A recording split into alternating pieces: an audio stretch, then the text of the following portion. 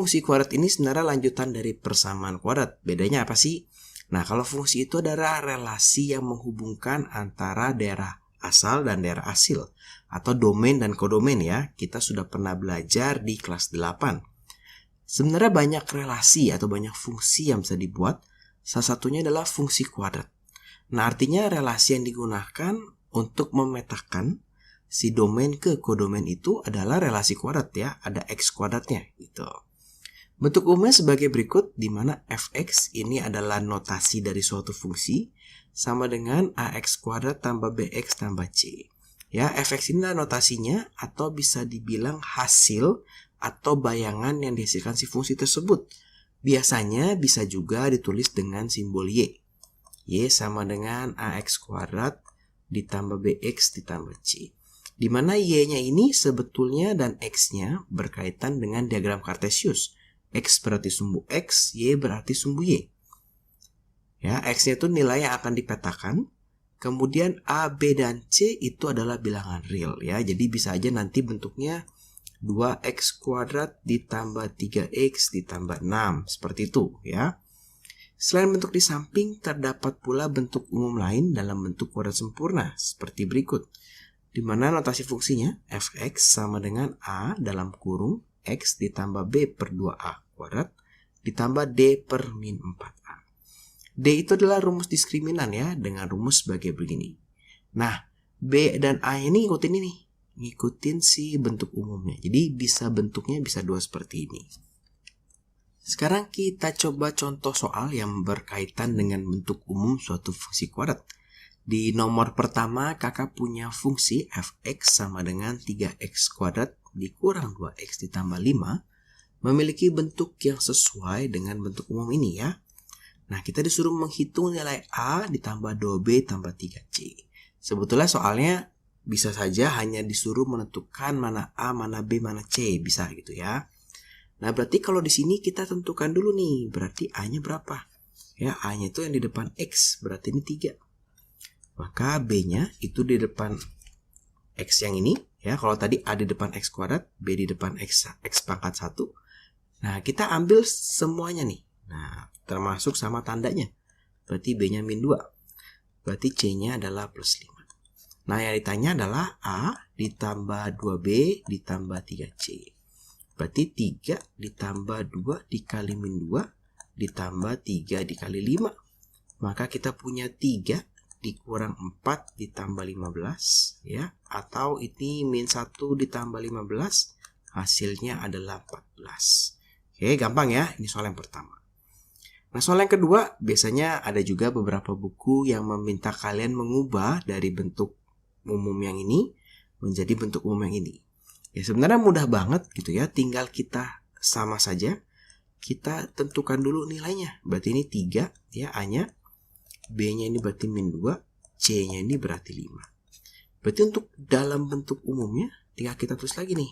A itu berarti kan tadi 3 ya, x ditambah b min 2 per 2 dikali a berarti 6 di kuadrat ditambah, nah ini kita hitung dulu nih, d itu kan b kuadrat dikurang 4 dikali a dikali c.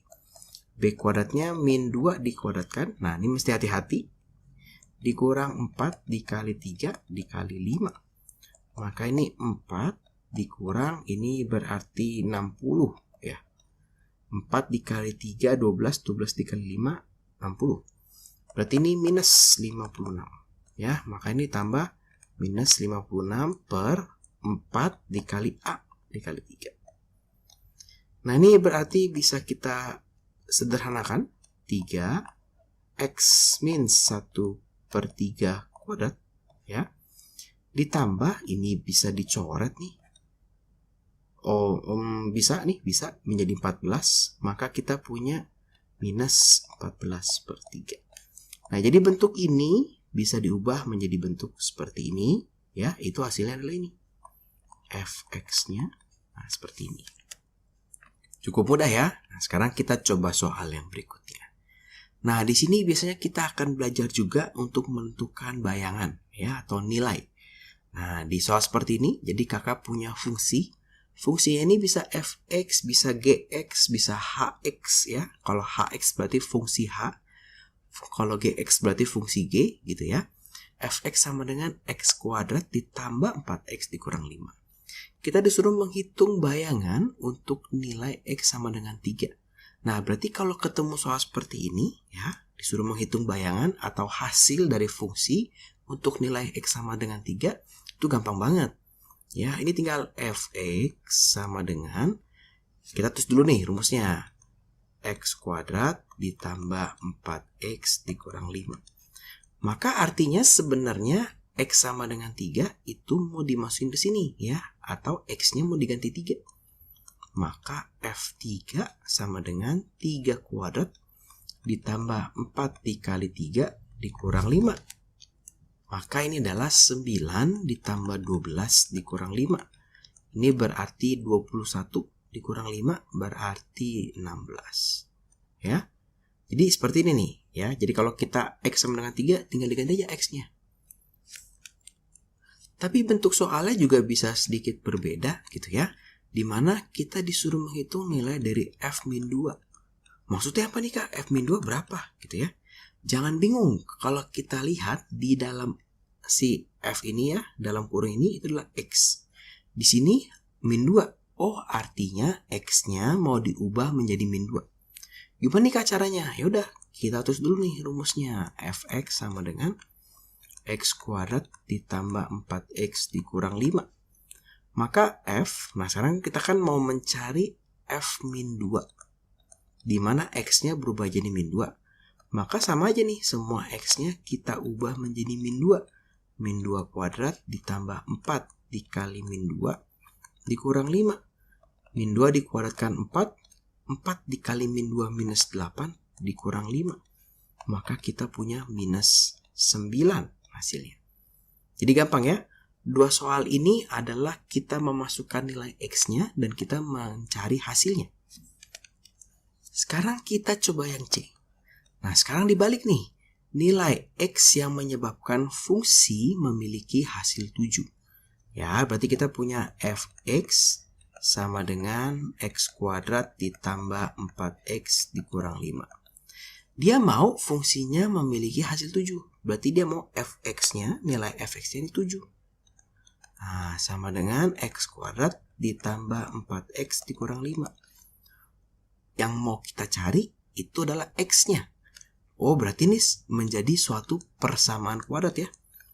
Nah, ini 7 pindah ke sini. Min 5 dikurang 7 menjadi minus 12. Ya. Ini menjadi persamaan kuadrat. Berarti kita mesti ingat bagaimana menyelesaikan suatu persamaan kuadrat. Kita mau mencari x-nya.